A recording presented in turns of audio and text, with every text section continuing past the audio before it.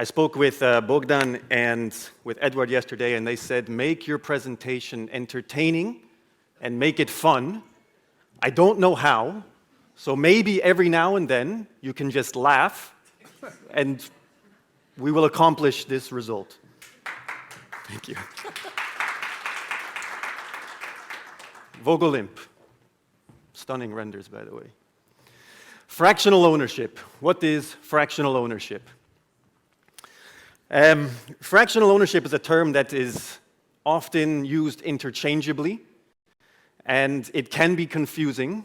Hopefully, this definition will shed a little bit of light on what it is that it means, at least in the context of what we are trying to communicate. What it is, it started in the 1990s, so branded residences have been around, like my colleague mentioned previously, for about 100 years. The first one opened in the 1920s in the United States.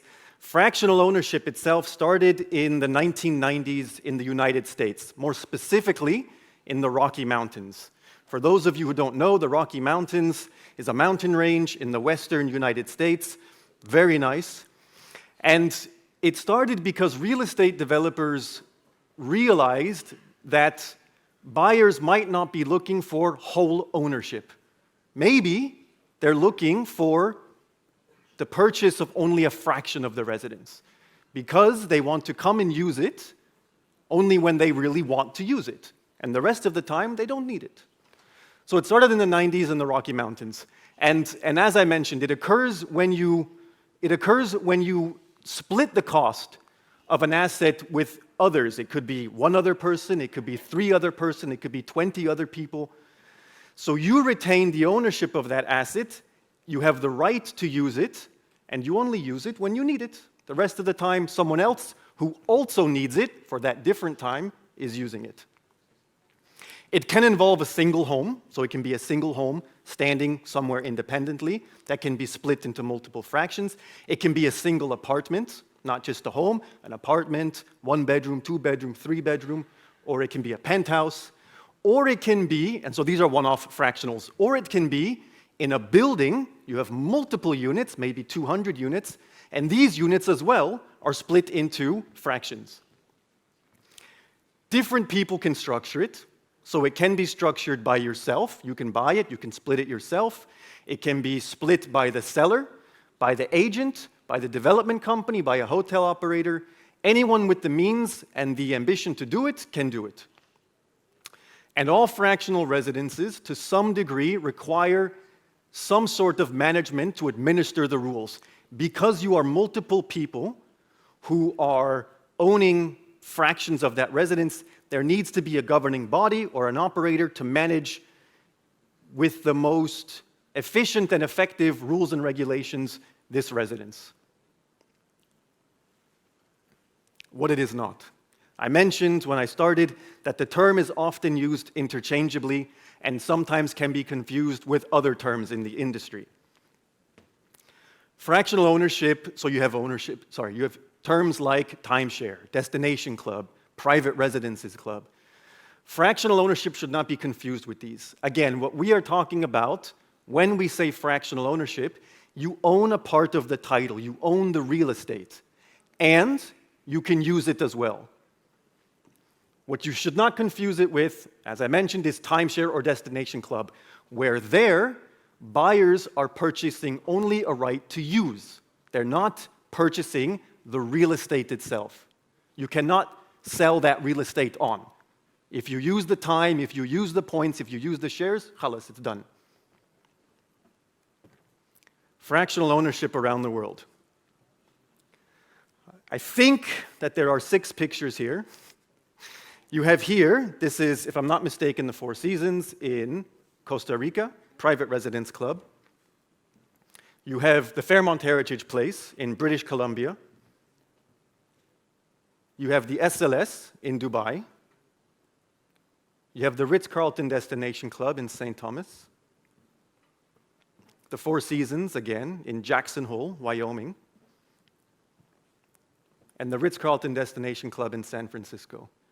6 pictures from a couple of different brands. And most of them have a recurring theme. I mentioned in the 90s, this started in the Rocky Mountains. It was a way for purchasers to escape, to go on vacation, to go skiing. In the Rocky Mountains, you cannot swim, there is no beach, but to ski. Most of the pictures that you just saw carry that recurring theme: beach, ski resort. The two exceptions, maybe the one exception was the SLS in Dubai. Dubai, this year, at the beginning of this year, introduced for the first time fractional residences. So the SLS in Dubai was the first one that was marketed. There they are selling 4 fractions.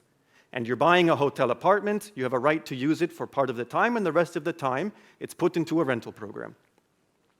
Dubai is a vacation destination. It's very much a business destination as well, but it's a vacation destination.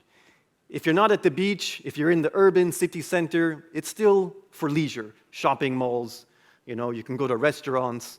It's a small city, but there really is a lot to do. So the SLS Dubai is not necessarily it's not a ski resort. It's not a ski resort, and it's not so much the beach if you're in the city center. But the other exception is San Francisco. And so this is an urban city center. Probably not somewhere that you want to go for vacation, but the product exists sometimes in this setting as well. 2 more slides. What are the benefits and what are the risks? Most of the time in life, you have pros and cons. What are the benefits you have as a developer? So as my colleague Peter presented before, you have, let's say, 3 different stakeholders. You have the developer, you have the purchaser, and you have the brand that's involved in this business interaction. The developer, what are the benefits? So you have a price premium. If you read our report, Savills produced, just published, I think, officially today, so you are actually the first to hear about it. Our head of global residential is presenting in Portugal as well, so they're hearing about it as well. So you'll see there's price premiums associated for the developer in the sale of branded residences and in the sale of fractional residences. You have design expertise, so you get support from the brand. You have diversification, so as a developer, you can diversify your product. You can monetize the project before it ever opens because you can sell off plan.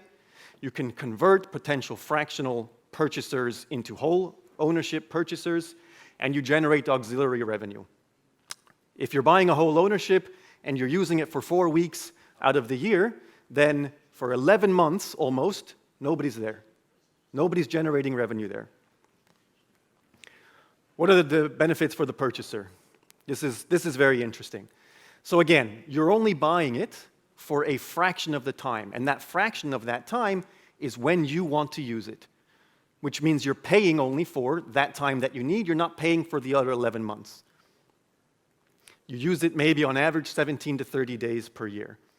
It's going to be professionally managed, which means when you leave, it's going to be kept in the best condition possible. It's going to be occupied and used. It will not feel abandoned.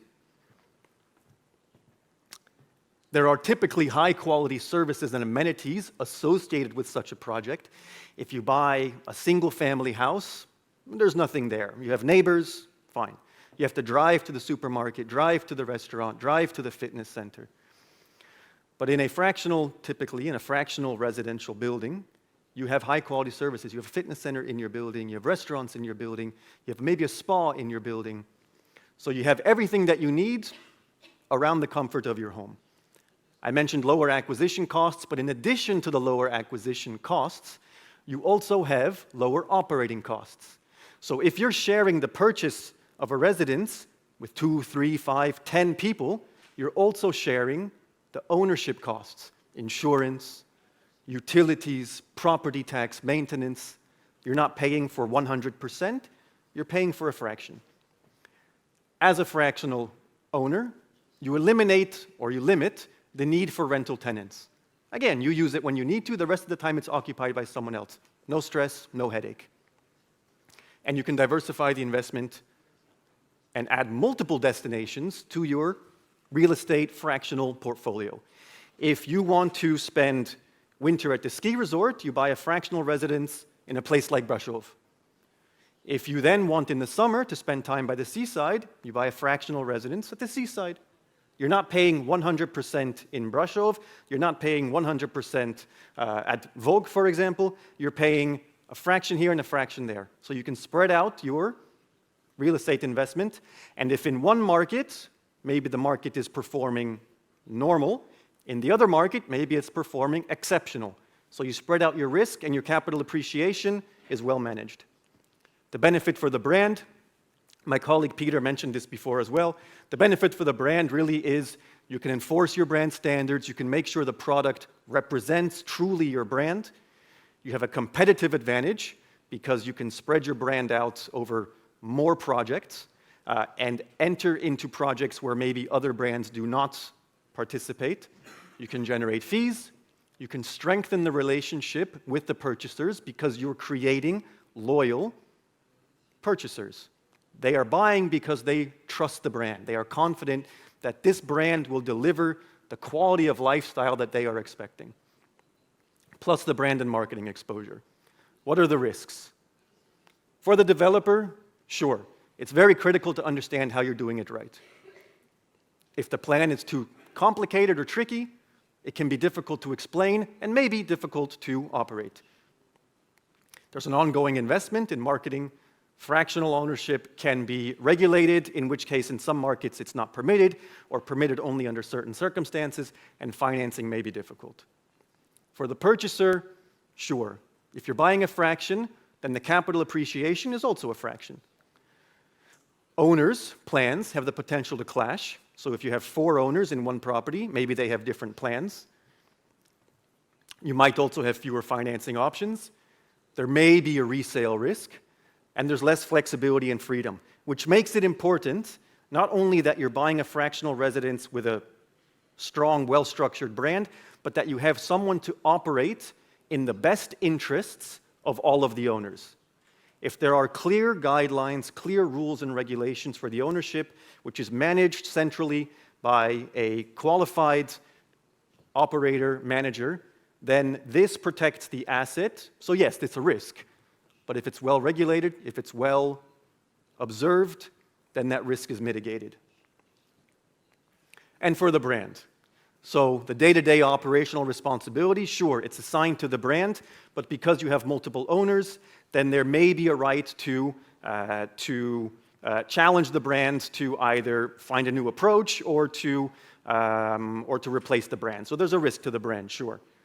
There's also a little bit less, maybe a little bit less emotional connection with the purchasers, because a purchaser who's not buying 100% and buying 20% may be only 20% interested in the brand.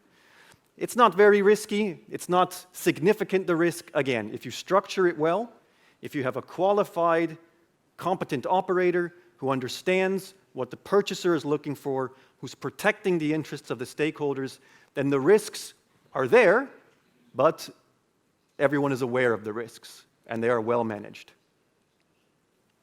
That's it. Thank you very much.